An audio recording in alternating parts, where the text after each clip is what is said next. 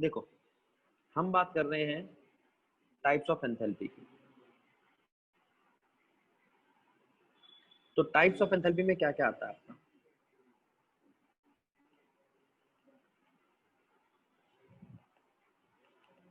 पहला टाइप है enthalpy of reaction. तो नाम में ही पता चल रहा है, वो एनर्जी जो किसी रिएक्शन में लगे। तो it is change in energy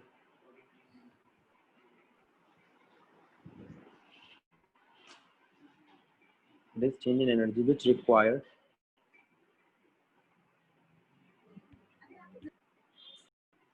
it is change in energy which is required to convert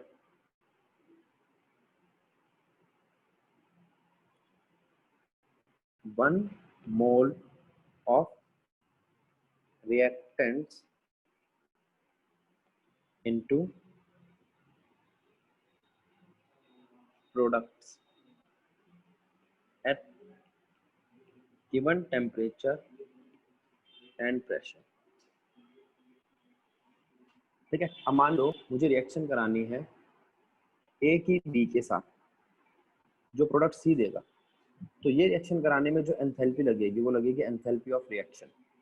इसको दिखाया जाता है डेल्टा आर एच के, ये इसका सिंबल है डेल्टा एच एंथैल्पी का है, और इन दोनों के बीच में जो लिखा जाएगा ये उसका सिंबल बन जाएगा, जैसे delta R H.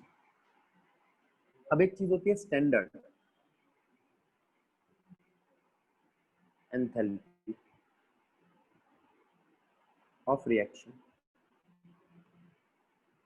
Standard enthalpy of reaction का मतलब क्या है? इसको दिखाया जाता है डेल्टा आर एच के ऊपर नॉट बना के,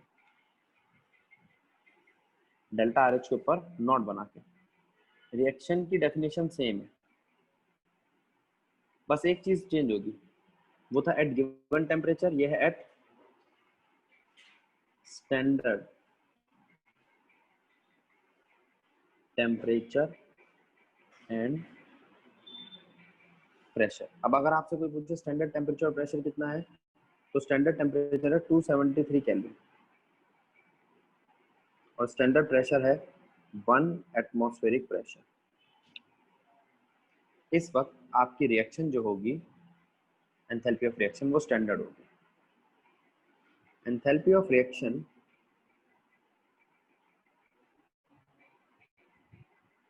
को आप ऐसे भी लिख सकते हो, enthalpy of product minus enthalpy of reactants. ठीक है,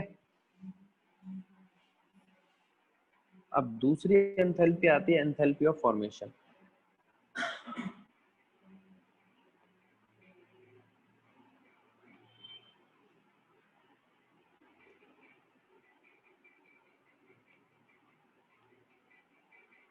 एंथैल्पी ऑफ फॉर्मेशन की बात करें तो ये वो एनर्जी है जो रिक्वायर्ड है बनाने के लिए कोई कंपोनेंट, ठीक है, उसकी गिवन पार्टिसिपेंट से। जैसे मान लो आपने कोई दो चीजें ली, उनसे मिलाया, उनको मिलाकर कोई तीसरी चीज बनाई, तो उसमें एंथैल्पी ऑफ फॉर्मेशन ये फिर से वही, it is change in energy in formation of 1 mole of required substance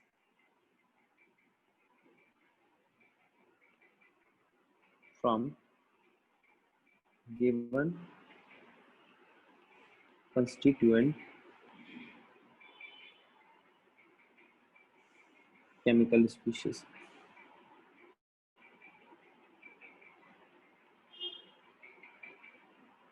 at given temperature and pressure।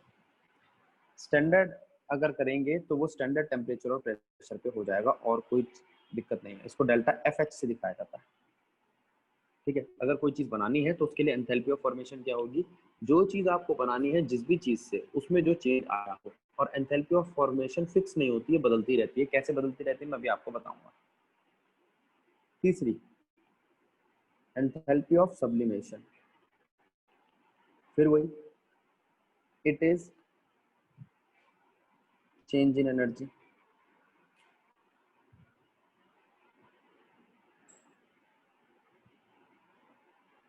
required to convert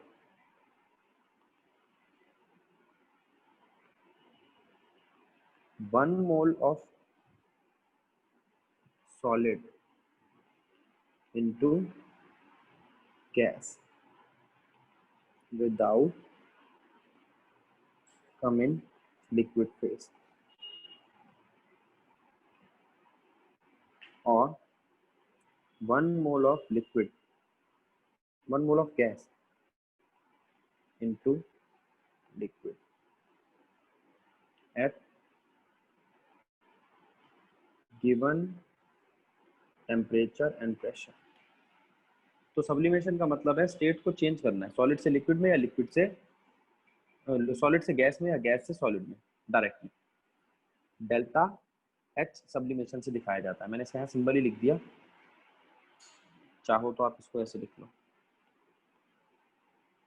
ये इसका सिंबल है, जिसका नाम है enthalpy of sublimation.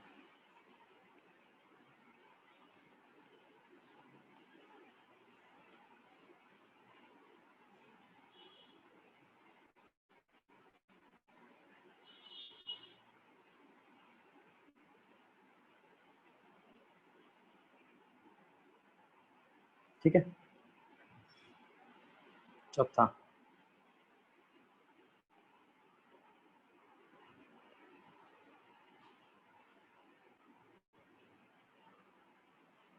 Enthalpy of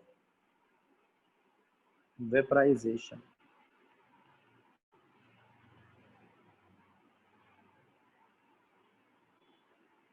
ये इसका सिंबल है। अब जैसे था सब्लिमेशन में change in energy to convert 1 mole of solid into gas, यहाँ होगा लिक्विड इनटू गैस। मैं पूरी डेफिनेशन नहीं लिख रहा क्योंकि सेम ही रहेगी। अब फिर आता है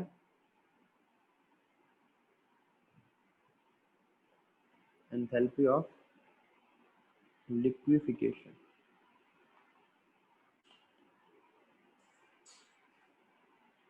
इसमें सॉलिड इनटू लिक्विड। अब इन सबको एक साथ दिखा देते हैं कि कौन सी चीज कैसे चेंज होती है।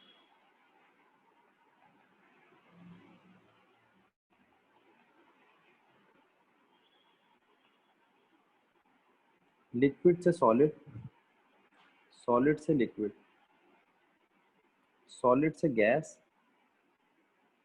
गैस से सॉलिड,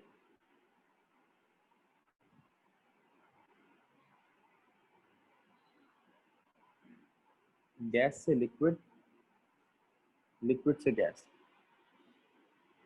ठीक है, देखते हैं। अगर मैं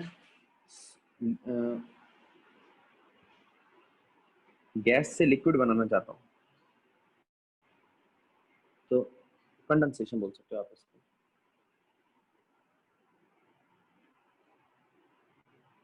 कंडेंसेशन बिल्कुल उल्टा है वेपराइजेशन का। तो enthalpy of condensation enthalpy of vaporisation से उल्टी होगी। लिक्विड से सॉलिड फ्रीजिंग, सॉलिड से लिक्विड मेल्टिंग। तो enthalpy of melting enthalpy of freezing से उल्टी होगी। लिक्विड से गैस, सॉलिड से गैस और गैस से सॉलिड दोनों ही होगी सब्लिमेशन। तो ये सारी वो एंथैल्पीज हैं जो स्टेट चेंज करने के लिए चाहिए। ठीक है, अब बारी आती है enthalpy of neutralisation.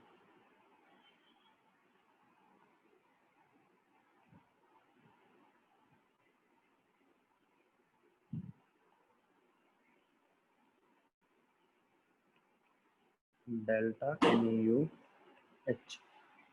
Enthalpy of neutralisation का मतलब क्या है? It is minimum energy required to convert neutralize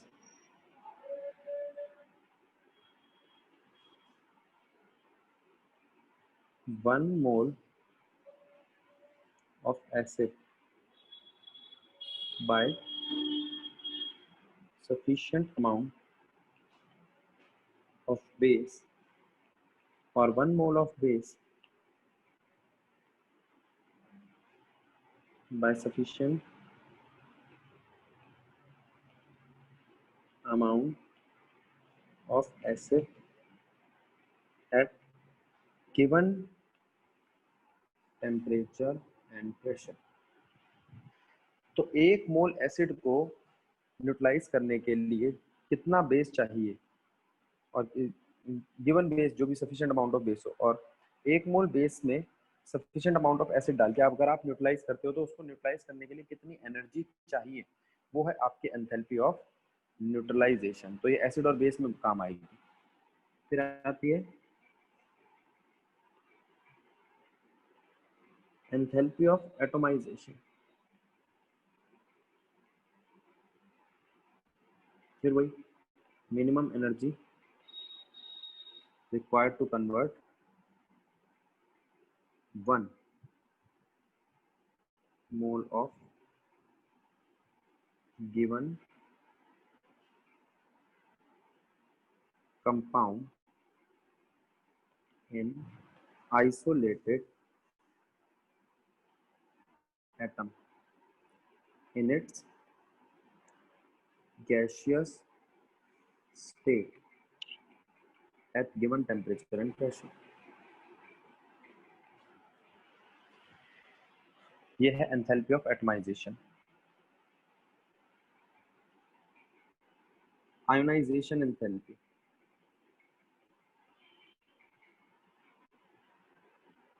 इसको हम देख चुके हैं। Minimum energy required to convert 1 mole of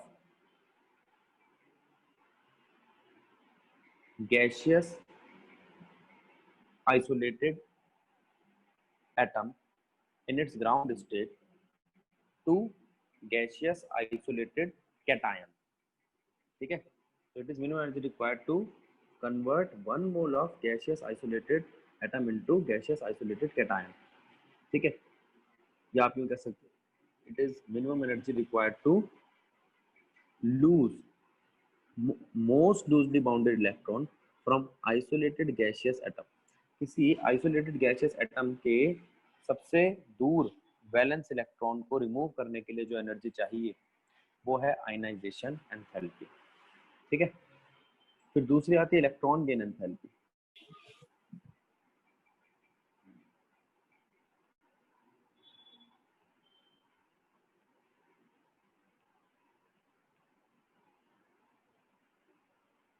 electron gain enthalpy ये भी वही है, minimum energy required to gain electron. ठीक है, फ्रॉम आइसोलेटेड गैसियस एटम। ठीक है, अब इलेक्ट्रॉन गेन एंथैल्पी के बाद बारी आती है, और कौन सी एनर्जी बची थी हमारी, डिसोसिएशन, क्रिस्टलाइजेशन, हाइड्रेशन, सब्लिमेशन। अब इन सबको एक साथ देखते हैं। अब कुछ एग्जांपल देखते हैं। देखो, जैसे अगर मैं आपसे कहूँ कार्बन सॉलिड है, इसको कार्बन गैस बनाओ, तो आप कहोगे यहाँ पे लगी है एंथैल्पी ऑफ सब्लिमेशन। ठीक है, लेकिन इसको आप एंथैल्पी ऑफ एटमाइजेशन भी कह सकते हो, क्योंकि ये अकेला भी है और गैसियस स्टेट में भी है।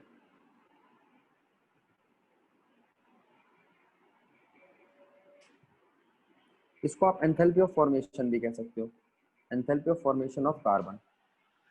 सब्लिमेशन ये दिखाई दे रहा है, एटमाइजेशन इसलिए क्योंकि इसने कार्बन का एटम बनाया, और फॉर्मेशन कोई एनर्जी फिक्स नहीं है, आप किसी भी चीज की फॉर्मेशन कर रहे हो तो वो एंथैल्पी ऑफ फॉर्मेशन बन सकती है।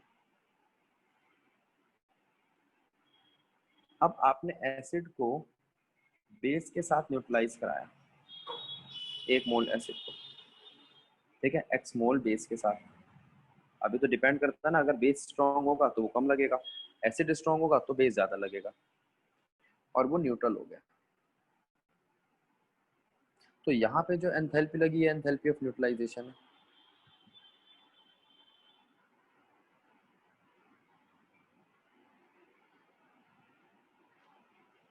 अब एक देखिए नेक्स्ट ये, जिसमें हमने NaCl की पानी के साथ रिएक्शन कराई और वो Na प्लस एक्वस और Cl माइनस एक्वस बन गया, मतलब घुल गया। अब यहाँ से लेके यहाँ तक जाने के लिए कौन सी एंथैल्पी चाहिए? किसी चीज को पानी में एक्वस फॉर्म में और आयनिक स्टेट में लाने के लिए जो एंथैल्पी चाहिए वो क्या है? Enthalpy of hydration. Hydration enthalpy बोल लो, एंथैल्पी ऑफ हाइड्रेशन बोल लो, या उसके सिंबल से दिखा दो।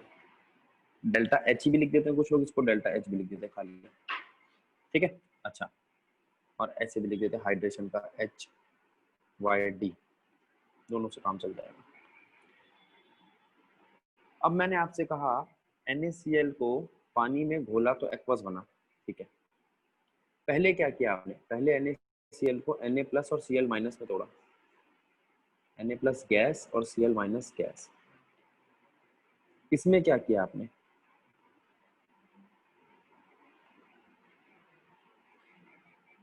किसी सॉलिड आयनिक सॉलिड को उसके गैसियस आयन में कन्वर्ट करने के लिए हमें जो एनर्जी चाहिए वो है लैटिस एंथैल्पी। ये मैंने आपको लेसन नंबर 4 में बताया था। Lattice enthalpy is minimum energy required to convert 1 mole of ionic acid into its gaseous components, या इसका उल्टा 1 mole of ionic gaseous component को उसके आयनिक सॉलिड में कन्वर्ट करने के लिए जो एनर्जी चाहिए वो है लैटिस एंथैल्पी। फिर इन आयंस को, गैसियस आयंस को एक्वस आयन में कन्वर्ट करने के लिए जो एनर्जी चाहिए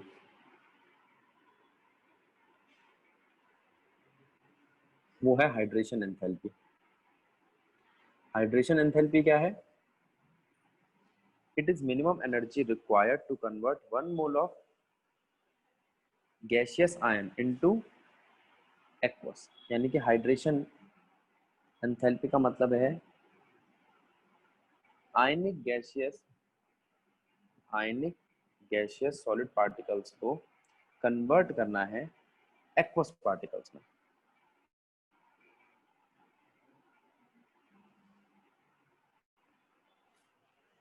ठीक है, तो अब जरा एक बार इस चीज को देखो। ए और बी थे सॉलिड, उन्हें सॉलिड से तोड़ दिया आपने और बना दिया गैसियस आयन। गैसियस आयन को फिर दोबारा आपने एक्वस बना दिया। देखो यहाँ बनाया आपने गैसियस,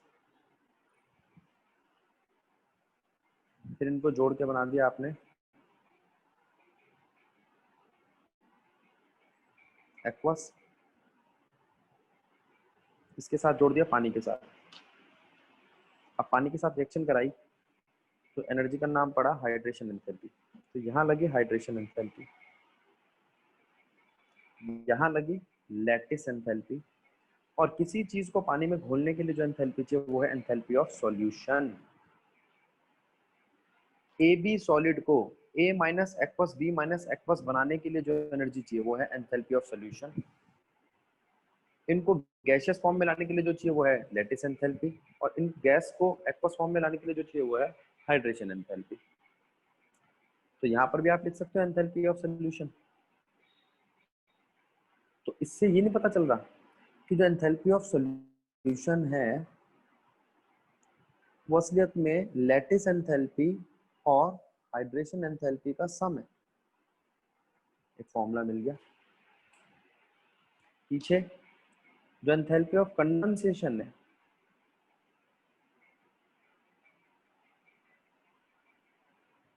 वो एंथैल्पी ऑफ वेपराइजेशन के बराबर है, लेकिन उल्टी है। जो मेल्टिंग के लिए एंथैल्पी है वो फ्रीजिंग के बराबर है, लेकिन उल्टी है। ठीक है, अब बारी आती है बॉन्ड एंथैल्पी और बॉन्ड डिसोसिएशन एंथैल्पी, जरा ध्यान दो। मान लो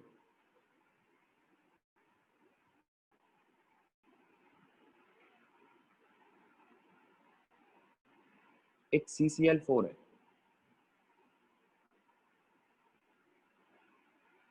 बॉन्ड लिख दो पूरा।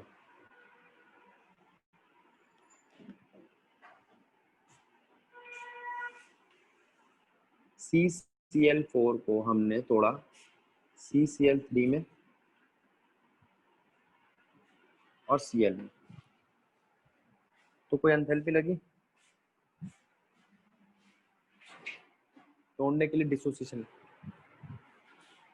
Dissociation enthalpy. फिर CCl3 को तोड़ा CCl2 में और एक Cl में, तो फिर एक और डिसोसिएशन एंथैल्पी लगी। फिर CCl2 को तोड़ा CCl में और एक और Cl में, तो एक और डिसोसिएशन एंथैल्पी लगी। और लास्ट में CCl को तोड़ा C में और Cl में। जरूरी नहीं है ये डिसोसिएशन एंथैल्पी सारी सेम हो, ये मत सोचना कार्बन और Cl का बॉन्ड तोड़ रहे हैं तो सेम एंथैल्पी होगी, नहीं होगी। लेकिन अगर मैं इन सब एंथैल्पीज की एवरेज निकाल दूं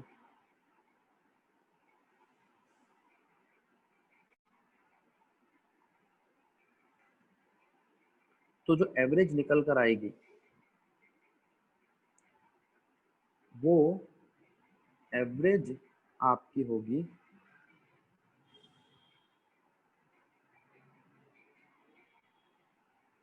बॉन्ड एंथैल्पी। सारी बॉन्ड डिसोसिएशन एंथैल्पीज की एवरेज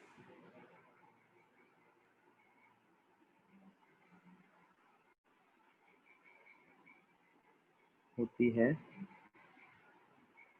बॉन्ड एंथैल्पी।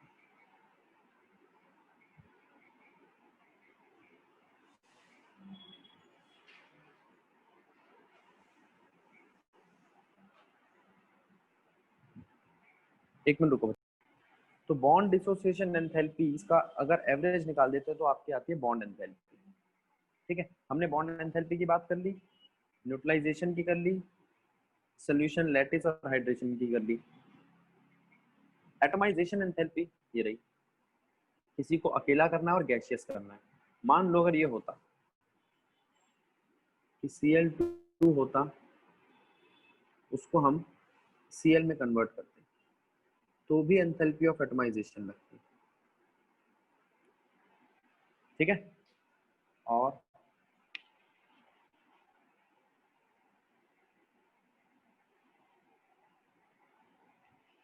ठीक है भाई, एक क्वेश्चन देखो, कार्तिक कह रहा है कि भैया CCl4 को अगर आप तोड़ते हो ना तो यहाँ पे भी आप बात कर सकते हो कि ये लैटिस एंथैल्पी है, लेकिन लैटिस एंथैल्पी लगती है सिर्फ आयंस के लिए। ठीक है, CCl4 आयनिक फॉर्म में नहीं है यहाँ पे, एक बात। दूसरी बात, हम डिसोसिएशन और आयनाइजेशन दो एंथैल्पीज को अलग अलग मान सकते हैं। आयनाइजेशन सिर्फ आयन के लिए होती है, डिसोसिएशन किसी भी चीज को तोड़ने के लिए होती है।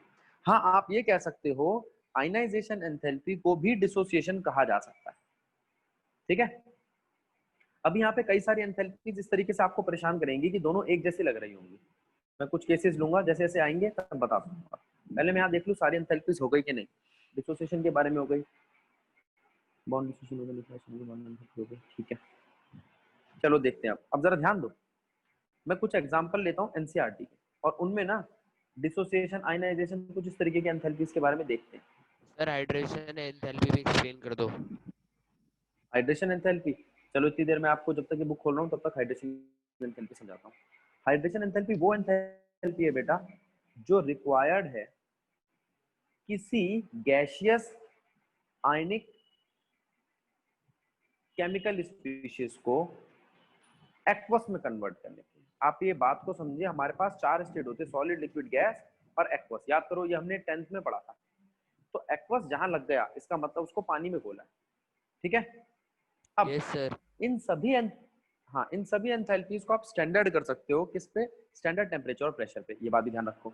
अब जरा ध्यान दो, अब मैं एक बार एनसीईआरटी से उठा रहा हूँ, ये देखो enthalpy of reaction, the enthalpy change accompanying a reaction is called reaction enthalpy. इसे डेल्टा आर एच से दिखाया जाता है रिएक्शन से प्रोडक्ट में कन्वर्ट करने के लिए।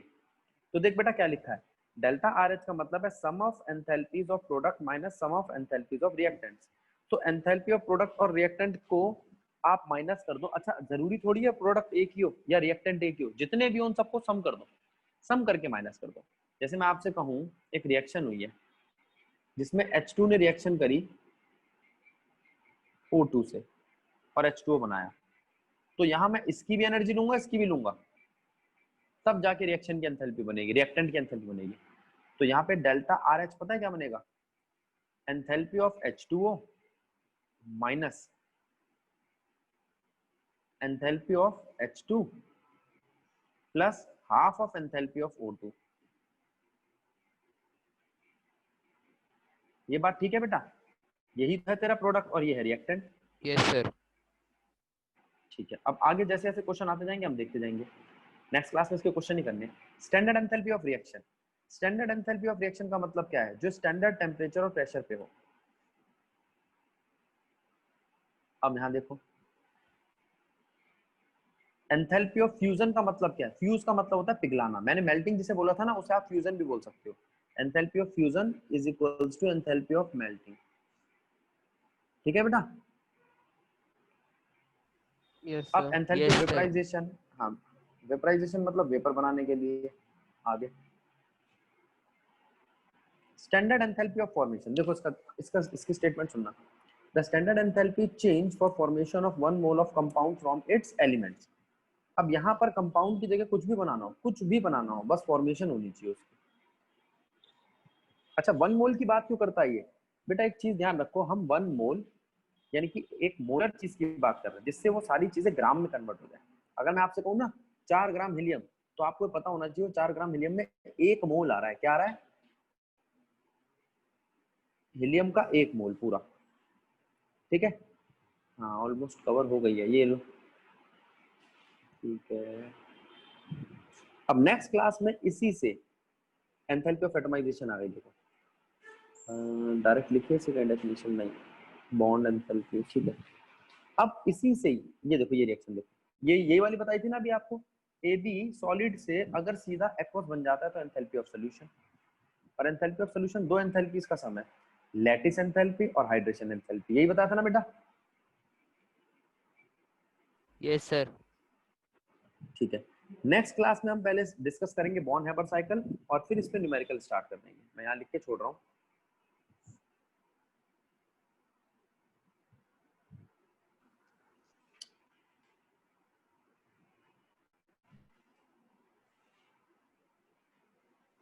बॉर्न हैबर साइकिल एक अच्छा एग्जांपल है जिसमें बहुत सारी एनर्जीज का चेंज दिखाई देता है। और उसके बाद हम स्टार्ट कर देंगे हेस लॉ और उसके हम बात कर रहे हैं हेस लॉ की। देखो हमने एक रिएक्शन ली जिसमें कार्बन रिएक्ट करता है आधे ऑक्सीजन के साथ, कार्बन मोनोऑक्साइड बनाता है। कार्बन मोनोऑक्साइड आधे ऑक्सीजन के साथ एक्शन करता है, कार्बन डाइऑक्साइड बनाता है। पहली रिएक्शन में H1 एंथैल्पी लगती है, दूसरी रिएक्शन में H2 एंथैल्पी लगती है। इन दोनों रिएक्शंस में मुझे फाइनली कार्बन डाइऑक्साइड मिलता है।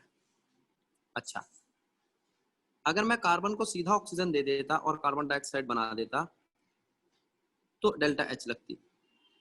अगर मैं इन दोनों स्टेप को देखूं और इस अकेले स्टेप को देखूं तो बात सेम है। तो आप कह सकते हो भैया यहाँ पर भी carbon dioxide as a product मिली, यहाँ पे भी carbon dioxide as a product मिली, तो डेल्टा H जो है वो delta H1 plus delta H2 के इक्वल होना चाहिए। यही है हेस लॉ। आप किसी एक रिएक्शन को एक स्टेप में लाओ या एक से ज्यादा स्टेप में लाओ, आप किसी एक रिएक्शन को एक स्टेप में लाओ या एक से ज्यादा स्टेप में लाओ, आपकी एंथैल्पी जो होगी वो सेम रहेगी। अब नीचे एक रिएक्शन देखो, लास्ट क्लास में मैंने आपको कराई थी, ए बी सॉलिड कन्वर्ट करो ए एक्वस, ए प्लस एक्वस और बी माइनस एक्वस में। तो ये करने में आपकी लगती है एंथैल्पी ऑफ सॉल्यूशन। और अगर आप कहते हो कि भैया हम यहां से लेके यहां तक लाए, पहले हमने सॉलिड को गैसियस आयन में कन्वर्ट किया, फिर गैसियस आयन को हमने एक्वस आयन में कन्वर्ट किया, तो यहाँ लगती है लैटिस एंथैल्पी और यहाँ लगती है एंथैल्पी ऑफ हाइड्रेशन। तो lattice enthalpy plus enthalpy of hydration enthalpy of solution के equal delta S sol is equals to lattice enthalpy plus hydration enthalpy. ये रहा।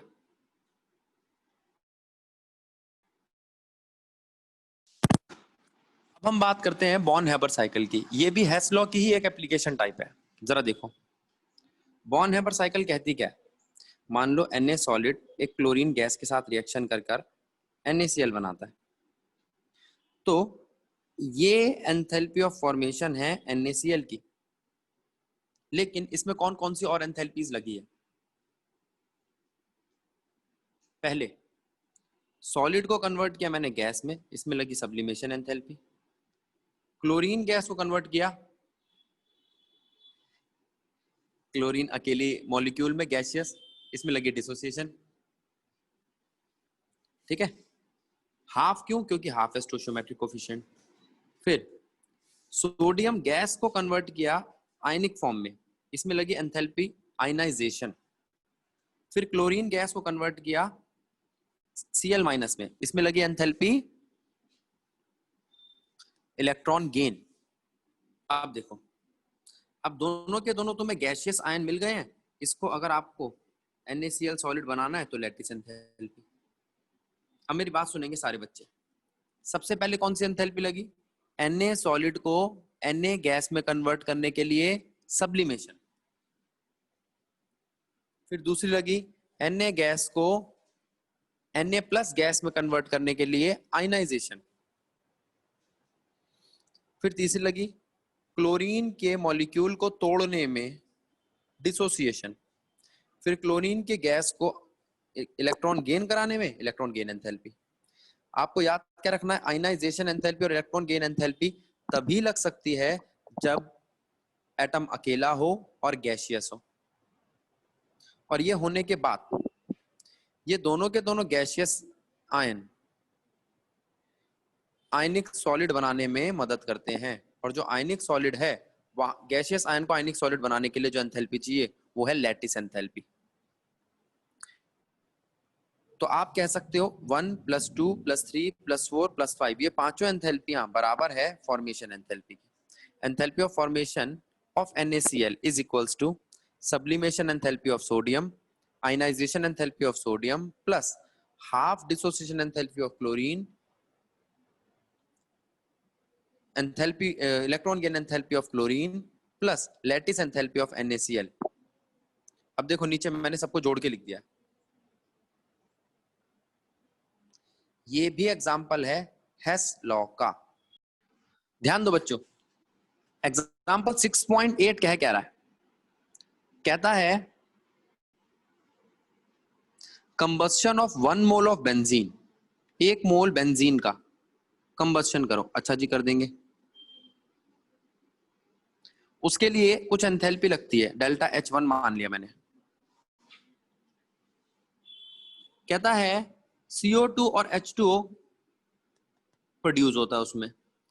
Calculate the standard enthalpy of formation of benzene, अगर आपको दी हो formation of carbon dioxide और H2O। देखो पहले तुम्हें गिवन क्या है, enthalpy of combustion of benzene. Benzene का कंबस्शन करने से 6 CO2 बनते हैं, 3 H2O बनते हैं। ठीक है, कार्बन को अगर ऑक्सीजन के साथ रिएक्शन कराओ तो कार्बन डाइऑक्साइड बनेगा, यह है, और इसमें एंथैल्पी लगेगी डेल्टा H2। ये है फॉर्मेशन ऑफ CO2। H2 को ऑक्सीजन के साथ रिएक्शन कराओ, H2O बनेगा, ये है फॉर्मेशन ऑफ H2O। ठीक है, 3 एंथैल्पी लग गई हमारी। इसके बाद एम क्या है, आप बनाना क्या चाहते हो, बेंजीन। बेंजीन कैसे बनाऊं, 6 कार्बन से और 6 हाइड्रोजन से। अब सारे बच्चे ध्यान देंगे, जो सबसे पहली रिएक्शन है ये, पहले क्या बैलेंस है, नहीं, यहां पर ऑक्सीजन कम है, इधर मुझे दिखाई दे रहे हैं 6 दूनी 12, 3 15 ऑक्सीजन, यहां मेरे को कम दिखाई दे रहे हैं,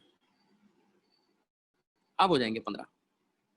ठीक है, दूसरी reaction, C plus O2 gives you CO2. CO2 के साथ रिएक्शन करके CO2 बनाता है। इसके अंदर एक कार्बन दिखाई दे रहा है और H2 plus half O2 gives you H2, इसमें भी एक हाइड्रोजन दिखाई दे रहा है। मुझे क्या क्या सामान चाहिए? मुझे C6H6 चाहिए, ये रहा। मुझे कार्बन चाहिए, मुझे कार्बन चाहिए कितने देखता हूं। मुझे 6 कार्बन चाहिए, ऊपर तो एक ही है, तो एक काम करो उसको 6 से मल्टीप्लाई कर दो। 6 से पूरी इक्वेशन को मल्टीप्लाई किया जाएगा। तीसरा, मुझे हाइड्रोजन चाहिए, ये रहे हाइड्रोजन, लेकिन मेरे पास एक है, मुझे 3 चाहिए, तो इस पूरी इक्वेशन को 3 से मल्टीप्लाई कर दो। अब जरा ध्यान देना, मुझे तो सिर्फ कार्बन, बेंजीन और हाइड्रोजन चाहिए, लेकिन मुझे साथ में एक्स्ट्रा क्या मिल रहा है? साथ में एक्स्ट्रा मिल रहा है मुझे ऑक्सीजन, जो नहीं चाहिए, कार्बन डाइऑक्साइड जो नहीं चाहिए। तो मैंने क्या करा, पहले तो ये देखा एम के लिए, एम के लिए जो मुझे चीजें चाहिए, उन सब चीजों में मैंने जिस चीज से मल्टीप्लाई किया है उससे मेरे को नई इक्वेशन क्या मिलती है। मैंने पहली इक्वेशन को मल्टीप्लाई किया -1 से। क्यों? क्योंकि मुझे C6H6 प्रोडक्ट में चाहिए यहां पर, और दिया हुआ ऊपर मुझे रिएक्टेंट में, तो मैंने -1 से मल्टीप्लाई कर दिया। -1 से मल्टीप्लाई करते ही रिएक्शन उल्टी हो गई। रिएक्शन क्या बन गई? 6CO2 plus 3H2O gives you C6H6 plus 15/2 O2। अब प्रोडक्ट में है ये, और ये मुझे चाहिए भी। 6 से मैंने मल्टीप्लाई किया था कार्बन को, तो 6CO2 आ गए थे। 3 से मैंने मल्टीप्लाई किया था H2 को, तो 3H2O आ गए थे।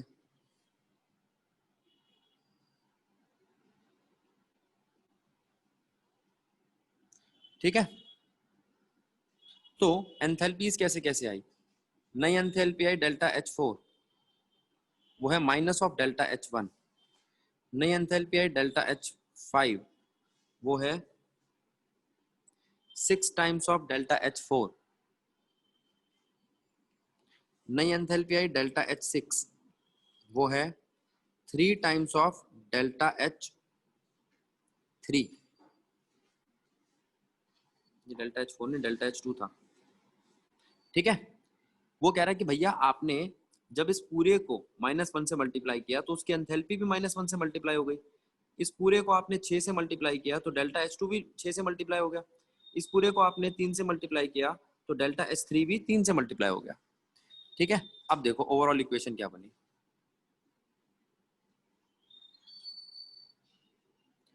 अगर मैं इन सबको ऐड करता हूं तो 6CO2 कट रहा है, 3H2O कट रहा है, ये 6 और ये 1.5, ये होगा 7.5, 7.5, और ये भी कट रहा है। बचा क्या कटने के बाद? 6 carbon 3H2 gives you C6H6। जब ये सारी रिएक्शन करी तो मैंने किन किन चीजों को जोड़ा?